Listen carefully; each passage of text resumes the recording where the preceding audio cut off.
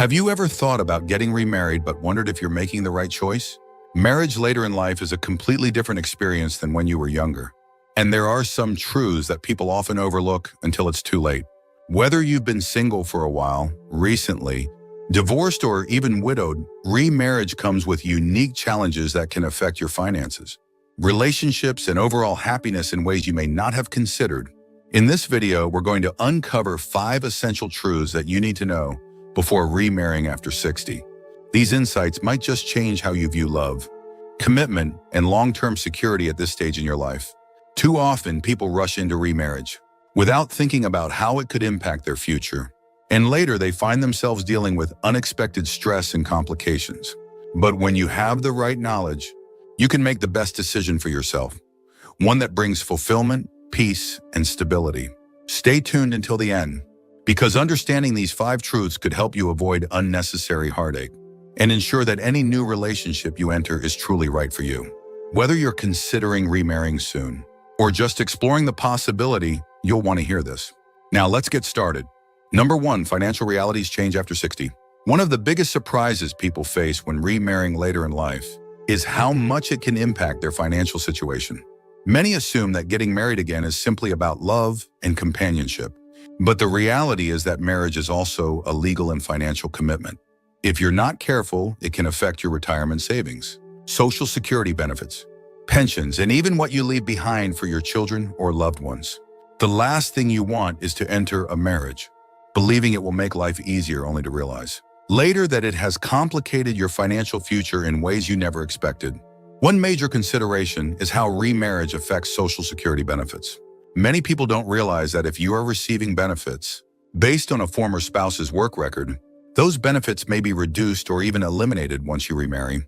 This can come as a shock, especially if you are relying on that income to maintain your lifestyle. Additionally, pensions and survivor benefits often come with restrictions, some of which are voided upon remarriage. If you or your partner receive pension payments, it's worth reviewing the terms carefully before making any decisions. Beyond government benefits, there's also the issue of retirement, savings, and estate planning. When you marry, your financial situation is no longer just about you. It now involves another person's assets, debts, and spending habits. Even if you and your new spouse keep separate bank accounts, state laws may impact how assets are divided in the event of a divorce or passing. If you have children or grandchildren, you'll also want to consider how a new marriage affects their inheritance. Many people assume they can simply leave their assets to their kids as planned, but remarriage often changes legal rights regarding property and wealth distribution. Take Robert, for example, a 72-year-old who remarried after being widowed. He had always assumed that his children would inherit his estate, but after his remarriage, he learned that his new wife had legal claims to his assets, which meant his children could end up receiving less than he originally intended. He had to navigate difficult conversations and legal changes to ensure that everyone he cared about was protected. If you're considering remarriage, take the time to talk to a financial advisor or an estate planner. Make sure you understand how it will impact your financial situation, your retirement, and any assets you plan to pass down. These conversations may not feel romantic, but they are essential for protecting your future. Number 2, family dynamics can get complicated. When you remarry later in life, you're not just blending 2 lives, you're blending families, histories, and expectations. And while love might bring 2 people together, family relationships can introduce complexities that many don't anticipate. Unlike younger couples who are building a life from the ground up, people over 60 often come into a new marriage with adult children, grandchildren, and decades of established family dynamics. These relationships don't always merge as smoothly as you might hope. One of the biggest challenges is how adult children react to a new marriage. Even if they want you to be happy, they may struggle with feelings of loyalty to your previous spouse, or worry about how this new relationship will affect family traditions, finances, or inheritance. Some may welcome your new partner with open arms, while others may feel resentment, suspicion, or even concern for your well-being. These emotions are completely natural, but if they aren't handled with care, they can create lasting tension that affects not just your marriage, but your entire family.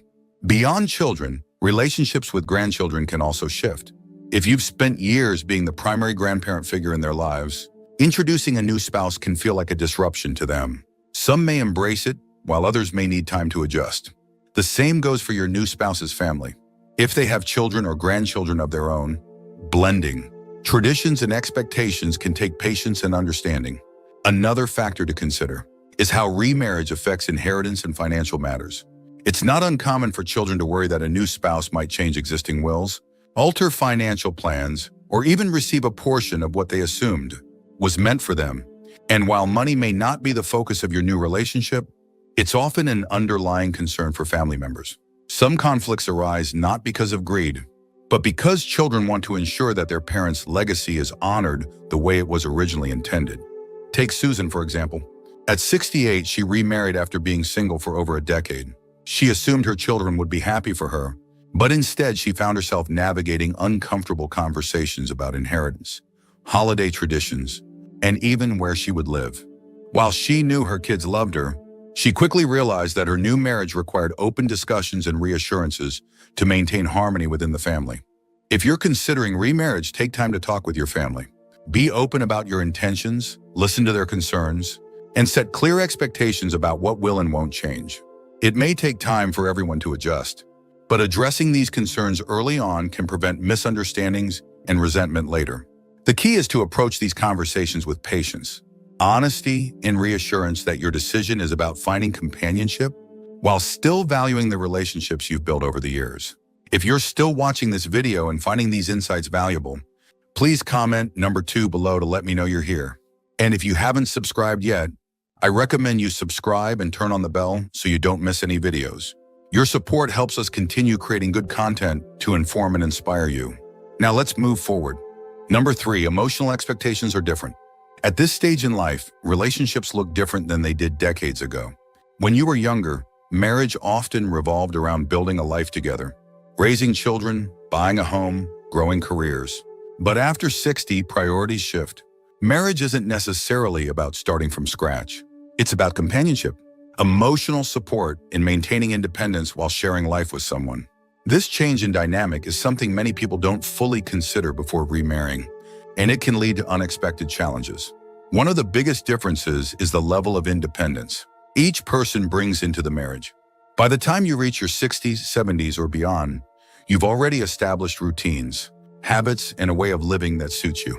You may have your own home, personal hobbies, and a daily rhythm that makes you feel comfortable. A new marriage introduces another person's habits, lifestyle preferences, and expectations into your world, and that adjustment isn't always easy. Some people expect remarriage to be as effortless as finding the right partner, but in reality, it requires careful navigation of boundaries, personal space, and individual identity. Unlike younger couples who may be building financial security together later in life, marriages often involve two individuals who are already financially stable and emotionally self-sufficient. This means that the reasons for coming together are different. Love, companionship, and shared experiences become more important than external achievements. However, this also means that both partners need to be clear about their expectations, how much time they want to spend together, how they handle disagreements, and how they maintain personal independence while still nurturing the relationship. Another factor to consider is past emotional experiences. If you've lost a spouse or gone through a difficult divorce, those memories and emotions don't simply disappear when you remarry. You and your new partner, both bring decades of history with you, previous relationships, family connections, and deeply ingrained perspectives on love and commitment. This isn't a bad thing, but it does mean that being emotionally open, patient, and understanding is essential. The way you communicate, express affection, or handle disagreements may be shaped by past experiences. And learning how to navigate those differences is key to a successful second marriage. Take Harold, for example. At 75, he found love again after being widowed for several years. But what he didn't expect was how different this new relationship felt compared to his first marriage. His late wife had been his partner for decades, and the way they functioned as a couple was deeply ingrained in him. His new wife, meanwhile, had been divorced for many years and valued her independence in ways he hadn't encountered before. It took time for them to find their rhythm, to balance closeness with personal space, to communicate without comparing the past, and to fully embrace the unique dynamic of their marriage. If you're thinking about remarrying, ask yourself, what do you truly want out of this relationship? Are you looking for companionship without too much change in your daily routine? Do you want to share a home? Or would you prefer to maintain separate living spaces? Are you emotionally ready for the realities of blending two established lives? The answers to these questions can help ensure that your next marriage is built on mutual understanding rather than unmet expectations. Number 4, legal considerations matter more than you think. Marriage isn't just an emotional commitment, it's a legal contract. And when you remarry after 60, the legal aspects of that contract can be far more complex than they were in your younger years. Many people assume that love alone is enough to make a marriage work. But without understanding the legal implications, you might find yourself facing unexpected consequences down the road. From prenuptial agreements to medical decision-making rights, there are critical legal matters that should be addressed before you say, "I do." One of the first things to consider is how remarriage affects your estate planning. When you marry, your spouse may automatically gain certain legal rights to your assets, even if you intended to leave them to your children, grandchildren, or other loved ones. Without a clear plan in place, your estate could be divided in ways you never anticipated.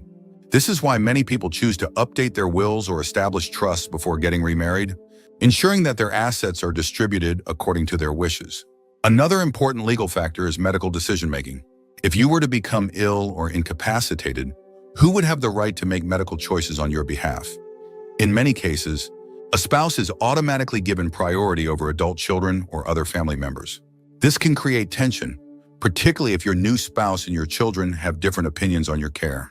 Setting up advance directives or a medical power of attorney can clarify your wishes and prevent potential conflicts before they arise. Prenuptial agreements are another tool that can provide clarity and protection for both partners. While some people hesitate to bring up a prenuptial agreement because they worry it might seem unromantic, the reality is that it can help prevent misunderstandings and ensure that both parties are entering the marriage with clear expectations. A well-structured prenuptial agreement can outline how assets, debts, and financial responsibilities will be handled, reducing the risk of disputes later on. Take Eleanor, for example. At 67, she fell in love and was excited about remarrying, but she also had significant assets that she wanted to leave to her children. She and her fiancé had an open conversation and decided to draft a prenuptial agreement that clearly defined their financial boundaries. This not only gave her peace of mind, but also reassured her children that their inheritance was secure. Legal matters aren't always comfortable to talk about, but they are necessary. If you're considering remarriage, it's wise to sit down with an attorney who specializes in estate planning and family law. Having these discussions early on can prevent confusion and stress later, allowing you to focus on what truly matters, building a fulfilling and secure relationship. If you're still watching this video and finding these insights valuable, please comment number 4 below to let me know you're here. And if you haven't subscribed yet, I recommend you subscribe and turn on the bell so you don't miss any videos. Your support helps us continue creating good content to inform and inspire you. Now let's move forward. Number 5, the definition of happiness changes with age. As we get older, our understanding of happiness shifts. In our younger years, marriage often symbolizes building a future, raising a family, establishing financial security, or creating a shared life from the ground up. But after 60, happiness is no longer about building, it's about maintaining, enjoying, and finding fulfillment in the life you've already created. This means that before you remarry, it's essential to ask yourself, does this relationship align with the kind of happiness you truly want at this stage of life? Many people assume that getting married again will automatically bring them joy. But the truth is, happiness in later years comes from different sources than it once did. For some, it's about companionship and sharing daily life with someone. For others, it's about maintaining independence while having a partner for special moments. And for some, it's about preserving their lifestyle and not having to compromise on long-standing routines and habits. The key is understanding what happiness looks like for you now, not what it meant 30 or 40 years ago. One of the biggest mistakes people make when remarrying after 60 is assuming that love alone will solve loneliness. While companionship is a beautiful thing, it's important to recognize that personal fulfillment comes from within. If you aren't happy on your own, a marriage won't necessarily change that. In fact, entering a marriage with the expectation that it will complete you can lead to disappointment, especially if the realities of sharing your life with someone feel more restrictive than you expected. Another thing to consider is lifestyle compatibility. At this stage in life, you likely have well-established routines, how you spend your mornings, how you like to travel, even how you manage your social life. If your new partner has a drastically different way of living, it could create friction rather than happiness. Some people are more spontaneous, while others prefer structure. Some enjoy quiet evenings at home, while others thrive in social settings. If you and your potential spouse aren't aligned in these ways, it's worth thinking about how much you're willing to adjust, or if those adjustments would ultimately make you happier. Take Frank, for example. At 72, he met someone wonderful and quickly remarried, believing that companionship would fill the void of his previous marriage. But as time went on, he realized that his new wife had very different expectations. She wanted to travel frequently, while he preferred staying close to home. She was highly social, while he cherished quiet time. While they cared for each other, they struggled to find common ground. And Frank often felt like he had lost some of the freedom and comfort he had valued in his single years. Before you remarry, take time to reflect on what truly makes you happy. Do you want a traditional marriage where you share everything? Or would you prefer companionship with personal space? Would you be happier living separately, but maintaining a committed relationship? There is no right or wrong answer, only what feels right for you. The most important thing is to ensure that any decision you make supports your long-term happiness, rather than disrupting the peace and fulfillment you've already built in your life. Final thoughts. As we wrap up this video, take a moment to reflect on what we've covered. Remarrying after 60 can be a wonderful experience, but it's also a decision that comes with important realities, ones that too many people overlook until they're already in the middle of it. From financial considerations to family dynamics, emotional expectations, legal implications, and your own personal definition of happiness. These are all factors that deserve careful thought before making such a life-changing commitment. The truth is, marriage at this stage of life isn't about following old traditions. It's about making a choice that truly serves you. Some people find deep fulfillment in remarrying, while others realize that they're happiest maintaining their independence or exploring alternative forms of companionship. The most important thing is that whatever path you choose, it aligns with your values, your lifestyle, and your long-term well-being. If today's video has given you something to think about, I encourage you to take your time before making any decisions. Have the necessary conversations with your loved ones, seek financial and legal guidance, and most importantly, listen to your own needs. There's no rush. This stage of life is about embracing what makes you truly happy, not what others expect or what society tells you is normal. Thank you for joining us today. We'd love to hear from you. Leave a comment below and share one thing you learned today and how you plan to use it in your life. Your thoughts are important to us, so don't hesitate to share them. Reading your comments gives us great motivation and encouragement. If you enjoyed this video and found it helpful, please like, subscribe, and share. Your support helps us continue creating good content to inform and inspire you. Thanks for watching, and we look forward to seeing you in the next video.